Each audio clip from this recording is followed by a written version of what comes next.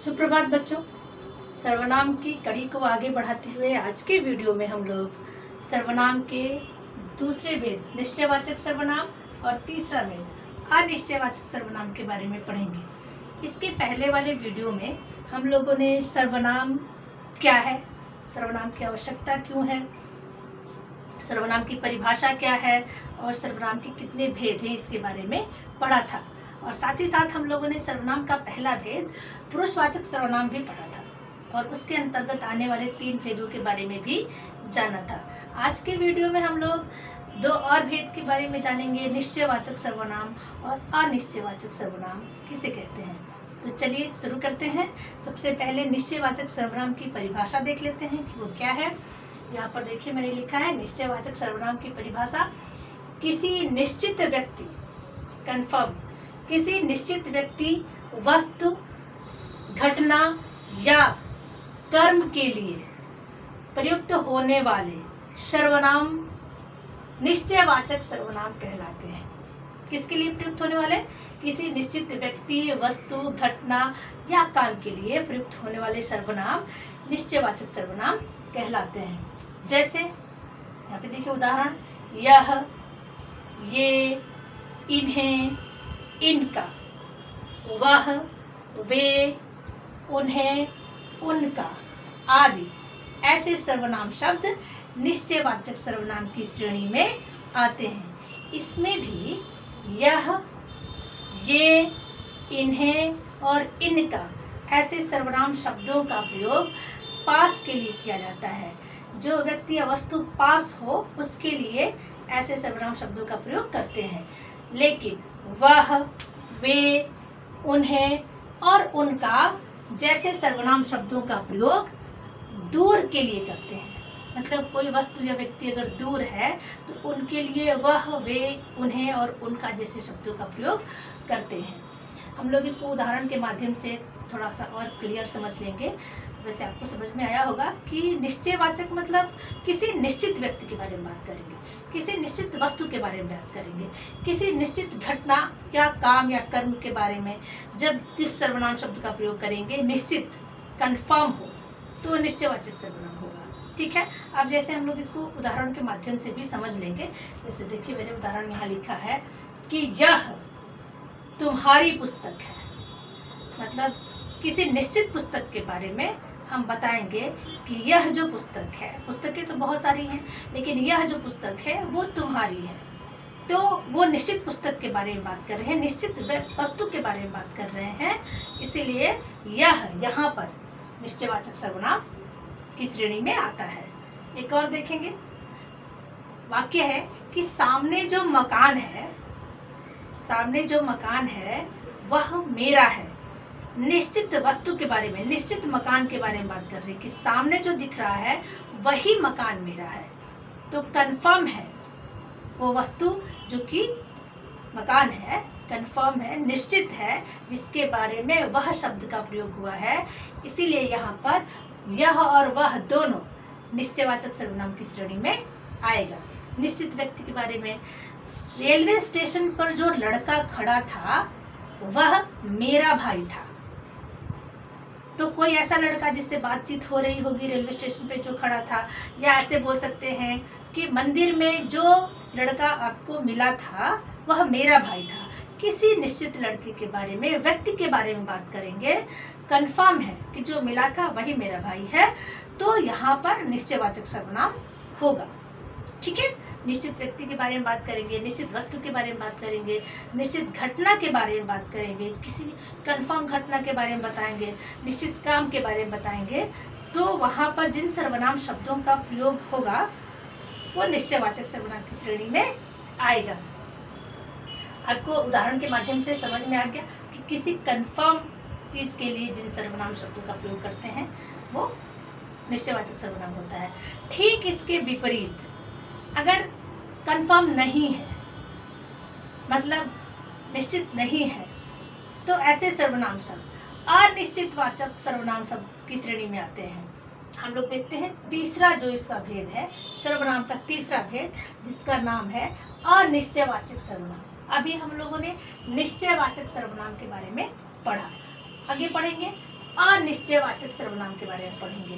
पहले इसकी परिभाषा देख लेते हैं कि किसी अनिश्चित व्यक्ति, यहाँ पर निश्चित व्यक्ति था, कंफर्म व्यक्ति था, लेकिन यहाँ पे कंफर्म पर्सन के बारे में नहीं है। अनिश्चित व्यक्ति, वस्तु, घटना या व्यापार के लिए प्रयुक्त होने वाले सर्वनाम अनिश्चयवाचक सर्वनाम कहलाते हैं। अनिश्चित व्यक्ति के बारे में, अनिश्चित वस्तु के बारे में, अनिश्चित घटना के बारे में या अनिश्चित कर्म या व्यापार के बारे में प्रयुक्त होने वाले जो सर्वनाम शब्द होते हैं वो अनिश्चित निश्चयवाचक सर्वनाम की श्रेणी में आते हैं। जैसे हम लोग उदाहरण थोड़ा सा देखते हैं। कोई, किसी, कुछ आदि। कोई और किसी प्राणी के लिए प्रयुक्त होते हैं, जीवित के लिए प्रयुक्त होते हैं, लेकिन कुछ वस्तु के लिए, पदार्थ के लिए प्रयुक्त होते हैं।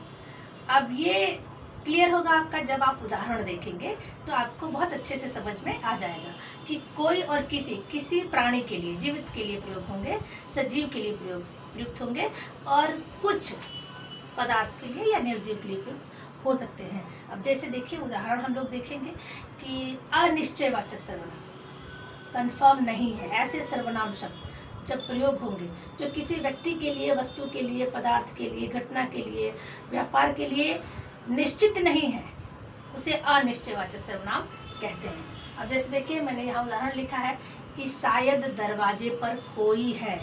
यहाँ पर कोई शब्द अनिश्चयवाचक सर्वनाम है और ये किसके लिए है? किसी प्राणी के लिए। दरवाजे पर कोई आया है, कौन आया है पता नहीं है, कोई न कोई है, लेकिन कौन है कंफर्म नहीं है, पता नहीं है। दरवाजे पर कोई खड़ा है, कोई आया है, कोई सजीव व्यक्ति आया होगा, जानवर भी आ सकता है। दरवाजे पर कोई है, जाके देखेंगे तो गाय खड़ी होगी, कोई जानवर खड़ा होगा, कोई व्यक्ति खड़ा होगा, कोई मेहमान खड़ा होगा, है ना। तो लेकिन कंफर्म नहीं है, पता नहीं है कि कौन है, तो यहाँ पे अनिश्चयवाचक सर्वनाम हुआ। कोई है लेकिन कौन है ये पता नहीं है। आगे देखेंगे, दूसरा उदाहरण देखेंगे कि रास्ते में कुछ खा लेना। माँ ने कहा बेटी को कि पैसे ले लो, रास्ते में कुछ खा लेना। अब यहाँ पे कुछ जो है, जो कुछ है वो यहाँ पे सर्वनाम है, और ये कौन सा सर्वनाम है? अनिश्चयवाचक सर्वनाम है। क्या खा लेना पता नहीं, कुछ भी खाना, कोई पदार्थ खा लेना, कोई चीज़ खा लेना। अब क्या खाना ये कंफर्म नहीं है कि यही चीज़ खाना, कुछ भी खा सकते हो, कुछ भी खा लेना, तो यहाँ पे निश्चित नहीं है, इसीलिए अनिश्चयवाचक सर्वनाम की श्रेणी में आता है। क्योंकि पदार्थ है, कोई चीज़ खाना है ना, तो यहाँ पे इसीलिए अनिश्चयवाचक सर्वनाम की श्रेणी में इसे रखेंगे या आएगा। एक और उदाहरण देख लेते हैं, बहुत अच्छे से समझ में आ जाएगा। उदाहरण है कि हम किसी को कुछ नहीं कह सकते। यहाँ पे किसी और कुछ ये दोनों सर्वनाम शब्द है। कौन सा सर्वनाम है? अनिश्चयवाचक सर्वनाम है। किसी को, व्यक्ति कंफर्म नहीं है, व्यक्ति निश्चित नहीं है, किसी को, किसी व्यक्ति को, किसी को भी कुछ नहीं कह सकते। बात है वो भी कंफर्म नहीं है, कुछ भी कहना हो कुछ नहीं कह सकते। तो यहाँ न तो व्यक्ति निश्चित है, न प्राणी निश्चित है, और न ही पदार्थ निश्चित है या बात निश्चित है, तो इसीलिए अनिश्चयवाचक सर्वनाम है। तो बच्चों, आप सबको मुझे लगता है कि बहुत अच्छे से ये समझ में आया होगा कि निश्चयवाचक सर्वनाम क्या है और अनिश्चयवाचक सर्वनाम क्या है। ठीक है, आइए देखते हैं कि इसका जो अगला भेद है, तो आइए देखते हैं इसका अगला भेद क्या है। इसका अगला भेद है प्रश्नवाचक सर्वनाम। प्रश्नवाचक सर्वनाम किसे कहते हैं और इसकी परिभाषा क्या है, पहले उसको हम लोग जान लेंगे, उसके बाद उदाहरण के माध्यम से अच्छे से समझेंगे। तो पहले देखते हैं प्रश्नवाचक सर्वनाम की परिभाषा क्या है।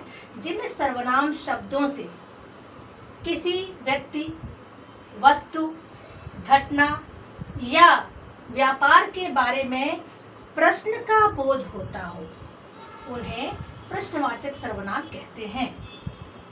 किसी व्यक्ति, वस्तु, घटना या व्यापार के बारे में प्रश्न पूछने का बोध होता हो, उन्हें प्रश्नवाचक सर्वनाम कहते हैं। जैसे कौन, किसे, किसको, किनको, किससे, किसने, कब, क्या आदि जो सर्वनाम शब्द हैं जिनसे प्रश्न पूछने का बोध हो, उन्हें हम प्रश्नवाचक सर्वनाम की श्रेणी में रखते हैं। ठीक है। अब इनमें से कौन, किसे, किसने जैसे सर्वनाम शब्द प्राणीवाचक होते हैं, सजीव के लिए प्रयोग किए जाते हैं, और बचे हुए जो जैसे क्या, कब जैसे सर्वनाम शब्द अप्राणीवाचक होते हैं। इसको हम लोग उदाहरण के माध्यम से भी समझ सकते हैं। ठीक है। आप सबको बहुत अच्छे से समझ में आया होगा कि जिन सर्वनाम शब्दों से प्रश्न पूछने का बोध हो, उन सर्वनाम शब्दों को हम लोग प्रश्नवाचक सर्वनाम कहते हैं। जैसे देखिए, उदाहरण के माध्यम से हम समझेंगे तो हमें बहुत अच्छे से समझ में आ जाएगा। पहला उदाहरण मैंने यहाँ पे लिखा है कि छत के ऊपर कौन बैठा है। तो यहाँ पर किसी प्राणी के लिए कोई छत के ऊपर बैठा है, जिसके बारे में प्रश्न पूछा जा रहा है कि कौन है जो छत के ऊपर बैठा है। तो किसी प्राणी, किसी संज्ञा के लिए कौन शब्द का प्रयोग हुआ है, संज्ञा के बदले में कौन शब्द का प्रयोग हुआ है। दूसरा देखेंगे, मैंने यहाँ उदाहरण लिखा है कि पुस्तक किससे मंगाऊं। पुस्तक किससे मंगाऊं, तो किससे जो शब्द है, सर्वनाम शब्द है, वो भी किसी प्राणी के लिए, प्राणीवाचक संज्ञा के लिए प्रयुक्त हुआ है ना। किसी व्यक्ति से अगर पुस्तक मंगानी है तो उसके बारे में, उसके लिए, उस संज्ञा के बदले में किससे सर्वनाम शब्द का प्रयोग हुआ है, इसीलिए इसमें प्रश्न पूछने का बोध है, इसीलिए ये प्रश्नवाचक सर्वनाम है। अगला देखेंगे, किन किन का नाम सूची में है। लिस्ट में किसका किसका नाम है, तो सारे प्राणी वाचक संज्ञा है, तो उनके लिए किन किन का प्रयोग हुआ है सर्वनाम शब्द का, इसीलिए, और इसे प्रश्न पूछने का बोध भी हो रहा है, इसीलिए ये प्रश्नवाचक सर्वनाम है। अगला देखेंगे, मित्र तुम्हें क्या चाहिए। मैंने बताया था क्या और कब अप्राणीवाचक सर्वनाम की श्रेणी में आते हैं। अप्राणीवाचक प्रश्नवाचक सर्वनाम है, अप्राणीवाचक संज्ञा के बदले में आने वाले सर्वनाम है क्या और कब। तो यहाँ पे उदाहरण है कि मित्र तुम्हें क्या चाहिए, कोई वस्तु चाहिए, है ना, वस्तु के लिए सर्वनाम शब्द का प्रयोग हुआ है। तो मित्र तुम्हें क्या चाहिए, यहाँ पे प्रश्न पूछने का बोध हो रहा है, इसीलिए प्रश्नवाचक सर्वनाम है। अगला एक और देख लेंगे हम लोग कि तुम विद्यालय कब आओगे।